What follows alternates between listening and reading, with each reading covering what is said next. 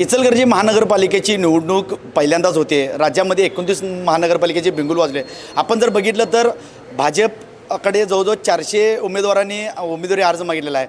शिंदे शिवसेनेकडे 150 उमेदवार अर्ज मागले आहेत। टोटल 600 उमेदवार मागणी अर्ज इचलकरंजी शहरातून झाले आहे। जर बघितलं तर 65 उमेदवार रिंगणात येणार आहेत। इचलकरंजी शहरातील महायुतीचे जे प्रभाग क्रमांक 13 मध्ये ज्यांनी मागणी केली 45 उमेदवारी, त्यांनी आज एक असा निर्णय घेतला की शहरामध्ये एकत्रितपणे येऊन प्रभाग क्रमांक 45 मधील 13 मधील 45 उमेदवारांना कुणाला उमेदवारी देऊ दे त्याचा प्रचार आम्ही करणार आणि प्रचाराची सुरुवात त्यांनी करणार सुद्धा आहेत। आपल्याबरोबर इथले सर्व नेते आहेत। काय सांगाल तुम्ही? जाणते माझी नगरसेवक आहात, असा निर्णय कधी घडला नव्हता।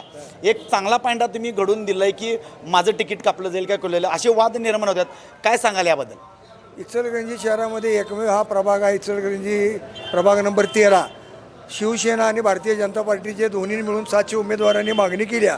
हा एकमेव प्रभाग असा आहे की या ठिकाणी 45 उमेदवारांनी मागणी केल्या, पण ह्या 45 उमेदवारांची भूमिका अशी आहे, कोणालाही चौघांना तिकीट मिळू दे, त्यांच्या पाठीशी आम्ही खंबीरपणे उभा राहून चांगल्याच्या चांगल्या प्रचंड मताधिक्याने या ठिकाणी 4 उमेदवारांना निवडून आणा अशा पद्धतीनं सगळ्यांनी या ठिकाणी पण केलेला आहे। आणि 100% मला खात्री आहे की हा सगळा जो निर्णय ह्या सर्वांनी इच्छुक उमेदवारांनी घेतलेला आहे तो अगदी ऐतिहासिक आणि अत्यंत योग्य वेळेला घेतलेला, एवढं या प्रसंगी मला बोलायचं आहे। ऐतिहासिक निर्णय घेतलेला आपल्या अन्य काही सांगाल की एकत्रितपणे येऊन असं महाराष्ट्रामध्ये घडलं असेल की 45 उमेदवार एकत्रित येऊन चौघांची निवड होईल, त्याचा आपण प्रचार करून तुम्ही प्रचाराला सुरुवात केली आहे माहितीची, काय सांगाल? यासाठी आम्हाला सगळ्यात महत्त्वाचं भागातील आमचे जे जुने जाणते माजी नगरसेवक आहेत, त्याचबरोबर उद्योगपती आहेत, त्यांचं खरं तर आम्हाला सहकार्य लागलं। त्यामध्ये अनिल कांबळे असतील, शिरीष कितुरे असतील, जयवंतराव लायकर असतील, या लोकांनी आम्हाला एक मार्गदर्शन केलं।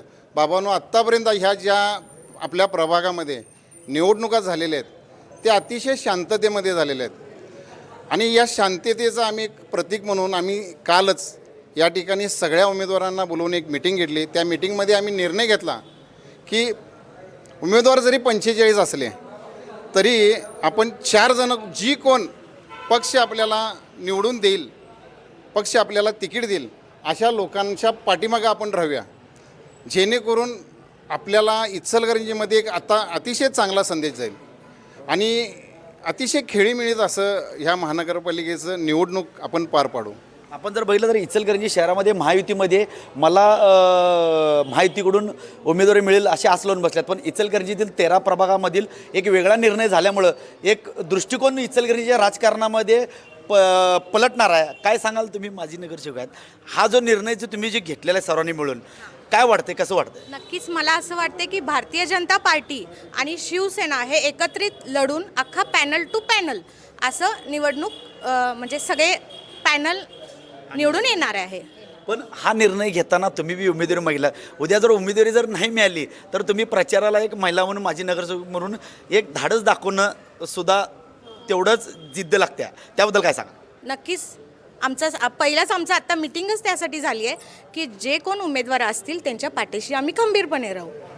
काय सांगाल ताई? तुम्ही सुद्धा पाठिंबा दर्शवलेला आहे, तिकीट कुणाला मिळो ना मिळो, पण त्याच्या पाठीमागं राहणं उमेदवारी आज मला गरजेचं असते। पण उमेदवारी मागणं आणि पाठिंबा देणं आणि नाही मिळालं तर होणं, पण एक धाडस लागतं एक महिला म्हणून, काय सांगाल? हो, काय नाही मिळालं तिकीट तरी काय हरकत नाही, पण मी सगळ्यांना हे करणार, मदत करणार, त्यांच्या मागे मी प्रचार करणार, सगळं करणार। काय सांगाल ताई, तुम्हाला काय वाटतं? मला पण तेच वाटते। मला तिकीट मिळू दे किंवा नाही मिळू दे, मी त्यांच्यासोबत खूप मोठा पाठिंबा देणार आणि त्यांच्यासोबत राहणार आणि ही 4 उमेदवार निवडून आणणार मोठ्या प्रमाणात, हे मी जाहीर करते। आपल्याबरोबर शिवसेनेचे पदाधिकारी आहेत, काय सांगाल? शिवसेनेत हो गाठलेल्या इचलकरंजी महानगरपालिकेच्या प्रभाग क्रमांक 13 मधील आम्ही सर्व इच्छुक उमेदवार शिवसेना भाजप युतीचे आम्ही असं सर्व मिळून असा एक निर्णय केलेला आहे की बाबा पक्षश्रेष्ठी पक्ष जो आदेश देईल त्या उमेदवारांच्या बरोबर सोबत राहून त्या सर्व उमेदवारांना आम्ही फुल आमच्या ताकदीनुसार गावात सगळ्यात जास्त लीड निवडून आणायचा आम्ही निर्णय केलेला आहे, एकमती निर्णय केलेला आहे। काय सांगाल तुम्ही? आज प्रभाग क्रमांक 13 मध्ये आम्ही एक ऐतिहासिक घटना घडवलेली आहे। आज सकाळी या प्रभाग क्रमांक 13 मध्ये इच्छुक भाजप शिवसेना युतीचे 45 उमेदवार आहेत। त्या 45 उमेदवारापैकी फक्त 4 लोकांनाच उमेदवारी मिळणार आहे. मात्र आज आम्ही 45 उमेदवार सकाळी आज राम मंदिरमध्ये नारळ फोडून 45 उमेदवारांनी 4 उमेदवारांनी निवडून आणण्यासाठी प्रचार फेरी सुरू केली. म्हणजे 4 उमेदवारांसाठी 45 उमेदवार आज रस्त्यावर उतरले. ही ऐतिहासिक घटना पूर्ण महाराष्ट्राच्या राजकारणात पहिल्यांदाच घडलेली आहे की जे 4 इच्छुक आहेत आणि 4 तिकीट मिळणार आहेत, मात्र इच्छुक 45 सर्व 45 उमेदवार रस्त्यावर उतरून 4 उमेदवारांना म्हणजे त्यात आम्ही तिकीट मत मागताना अशा प्रकारे मागितलेलं आहे, धनुष्यबाण आणि कमळ ह्या चिन्हावर तुम्ही मत टाका असं आम्ही त्यांच्याकडे मत मागितलं आहे. अशा प्रकारे आम्ही 45 उमेदवार हे 4 तिकीट मिळणाऱ्या उमेदवारांना निवडून आणण्यासाठी झगडत आहोत. असा प्रकार महाराष्ट्राच्या राजकारणात पहिल्यांदाच इचलकरंजीमध्ये प्रभाग 13मध्ये घडलेला आहे. आपण जर बघितलं तर इचलकरंजीच्या राजकारणामध्ये कलाटणी देणारी अशी गोष्ट घडलेली आहे.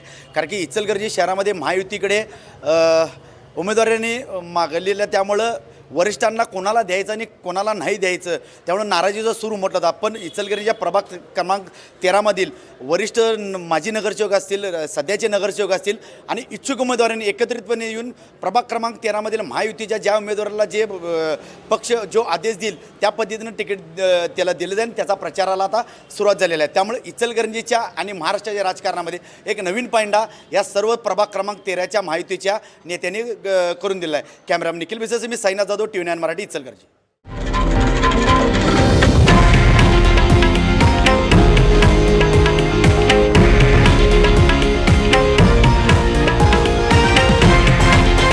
हे आहे देशातील नंबर 1 न्यूज नेटवर्क आणि आपण पाहत आहात TV9 मराठी, एकमेव.